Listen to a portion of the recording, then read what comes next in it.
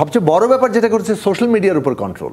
Social মিডিয়ায় আপনি সম্ভাব্য যারা জনপ্রিয় হতে পারেন তাদের ক্ষেত্রে যেভাবে আক্রমণ করা যায়, যেমন ধরেন এক একজনের সম্পর্কে আমি উমামা ফাতেমার ক্ষেত্রে বলতে পারি, মানে ডাকসু ইলেকশন আগেই তাকে ধরেন ধসিয়ে দেওয়ার জন্য বেশ একটা সোশ্যাল মিডিয়া অ্যাটাক হয়েছে। 5ই আগস্টের পরে যে মানে বিশ্ববিদ্যালয় ক্যাম্পাসে, ঢাকা বিশ্ববিদ্যালয়ে ছাত্র শিবিরের একটা মানে রিলেটিভলি আপেক্ষিকভাবে একটা সুবিধাজনক অবস্থা তৈরি হয়েছে।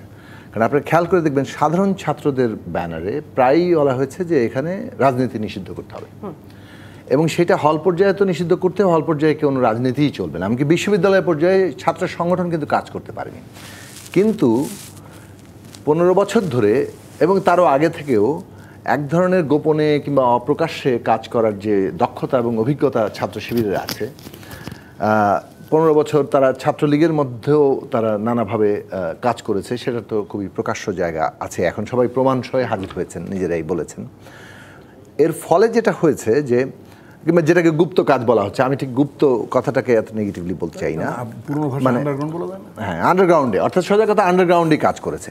আন্ডারগ্রাউন্ডে কাজ করার ফলে ছাত্র শিবির কিন্তু 2 লেয়ারে আছে, সে আন্ডারগ্রাউন্ডে মানে হলেও আছে, আবার এই সাধারণ ছাত্রদের মধ্যেও সে অবস্থান করছে, অর্থাৎ যেটার মধ্যে অন্য কোনো ছাত্র সংগঠন ফাংশন করতে পারছে না।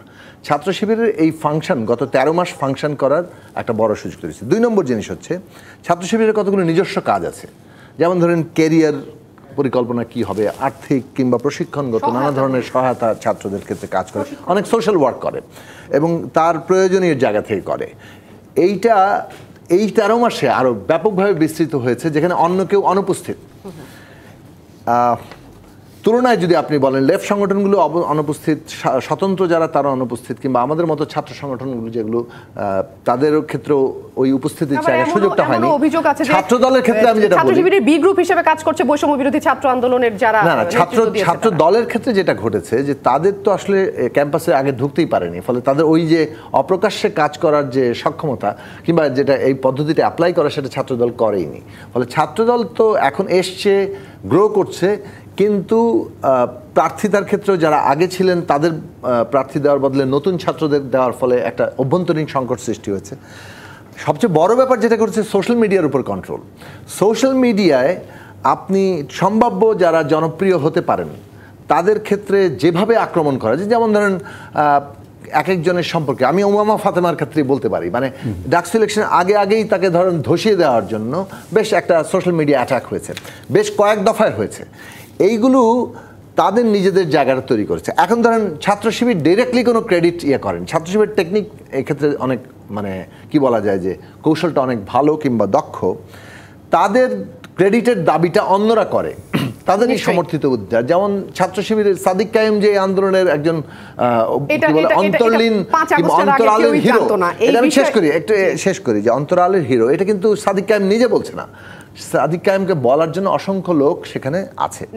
লাস্ট কথাটা বলি, যেটা আসল কাজ করেছে সেটা হচ্ছে আওয়ামী লীগ মুক্তিযুদ্ধ বনাম রাজাকার বলে তার নিজের যে শাসনটাকে, ফ্যাসিস্ট শাসনকে জায়েজ করেছে, এবং তার ফলে বিএনপির উপরে ভয়ঙ্কর অত্যাচার করেছে, জামাতের উপরে করেছে, আমাদের সবার উপরে অত্যাচার করেছে, এবং একটা মজলুম জায়গা তো তৈরি হয়েছে। সেই জায়গাটা মূলত কিন্তু জামাত ইসলামীকে টার্গেট করে করা হয়েছে, তারা জায়েজ করতে পেরেছে। ফলে যাই কিছু খারাপ জামাত ইসলাম, আর যাকে সে অপোজ করবে তাকে জামাতের সাথে ট্যাগ করো। প্রথমে বিএনপিকে ট্যাগ করেছে, আমাদেরকে ট্যাগ করেছে, বামাতি বলেছে। এই ডিভিশনটা ছাত্ররা এখন গ্রহণ করেনি। নাম্বার 1। নাম্বার 2, এটা আপনি যে বলছেন শেখ হাসিনার একটা, যেটা মির্জা আব্বাসের বক্তব্য নিয়ে আমি জনাব মির্জা একটু শেষ করি, মির্জা আব্বাসের বক্তব্য নিয়ে আমি ডাইরেক্ট কমেন্ট করছি না, কারণ আমার কাছে তথ্য প্রমাণ নেই, কিন্তু আমরা অনেক টকশো করেছি এখানে। সেইখানে আওয়ামী লীগের বক্তব্য ছিল যে শেখ হাসিনা না থাকলে তো এই দেশ জামাতিদের দখলে চলে যাবে, কোট আনকোট কথা বলছি। আমাদের বক্তব্য ছিল যে আপনারা যেভাবে কাজ করছেন, মানে জামাতকে দেখিয়ে নিজেদের ফ্যাসিস্ট শাসনকে জায়েজ করছেন, you are actually creating the ground of Jamaat.